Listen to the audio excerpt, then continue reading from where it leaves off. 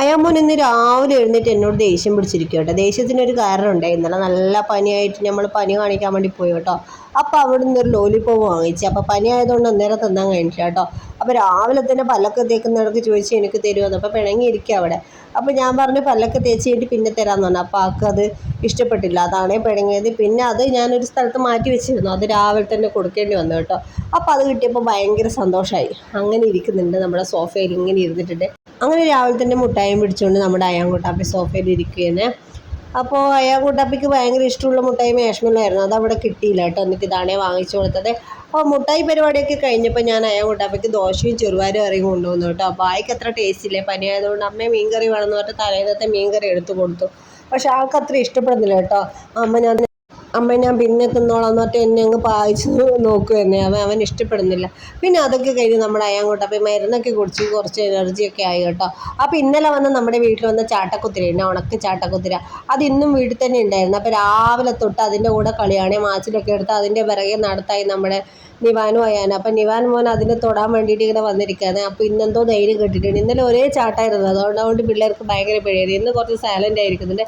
അപ്പോൾ അയാൻ മോൻ മാച്ചിലൊക്കെ എടുത്തിട്ട് അതിനെ പായിച്ചു. പിന്നെ നമ്മുടെ നിവാൻ മോൻ്റെ പരിപാടി എന്താണെന്ന് കേട്ടോ, ഇന്ന് സ്കൂളില്ലാത്തതുകൊണ്ട് ഫോൺ കുറച്ച് കാണില്ല. അപ്പോൾ അതിൽ ഓജ ബോർഡ് കണ്ടു കേട്ടോ. അപ്പോൾ ഓജ ബോർഡ് കണ്ടിട്ട് അതിൽ നിന്ന് കുറച്ച് കാര്യങ്ങളൊക്കെ മനസ്സിലാക്കി അവൻ പിക്ചർ വരക്കുന്നു കേട്ടോ.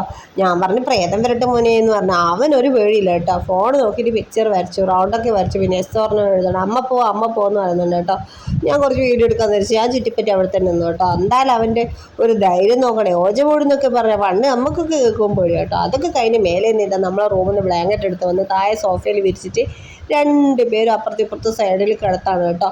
അപ്പോൾ നമ്മുടെ അയാമോൻ്റെ ഫേവറേറ്റ് ബ്ലാങ്കറ്റാണ് ഇത്, അതെടുത്ത് കളിയാന്ന്. അതൊക്കെ കഴിഞ്ഞിട്ട് പിള്ളേർ ഫ്രീ ആയിരിക്കുന്ന സമയത്ത് എപ്പോഴുള്ളൊരു കാഴ്ചയാണിത്, ഗെയിം കളി.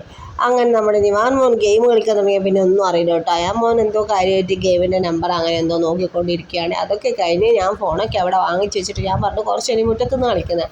അപ്പോൾ പക്ഷിക്ക് കൂടുണ്ടാക്കി കൊടുക്കുന്ന ഒരു സ്വഭാവം ഉണ്ട് കേട്ടോ. അപ്പോൾ പക്ഷിക്ക് തേനയൊക്കെ അവിടെ വെച്ചിട്ടുണ്ട്. പിന്നെ കുറച്ച് പഴത്തിൻ്റെ പീസും വെച്ച് കൊടുത്തിട്ടുണ്ട്, പക്ഷി വന്നു കഴിഞ്ഞാൽ കൊടുക്കാൻ വേണ്ടിയിട്ട്. അപ്പോൾ അതൊക്കെ സെറ്റാക്കിയിട്ട് നമ്മുടെ അയാമോൻ അകത്തേക്ക് പോയി കേട്ടോ.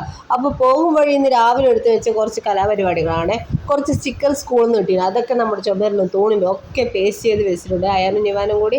അപ്പോൾ തെങ്ങും ബസ്സും റിമോട്ടും കോക്കും അങ്ങനെ ഒരുപാട് സാധനം ട്രോഫിയൊക്കെ ഉണ്ട്. അപ്പോൾ അതൊക്കെ കഴിഞ്ഞ് നമ്മുടെ പിള്ളേർ പിന്നെ TV കാണാൻ വരുന്നു ഗൈസ്. അപ്പോൾ ഇന്ന് ഇത്രയുള്ളൂ. ഇഷ്ടപ്പെട്ട ലൈക്ക് അടിക്കാൻ മറന്നു വരുന്നത്. Tata bye, see U.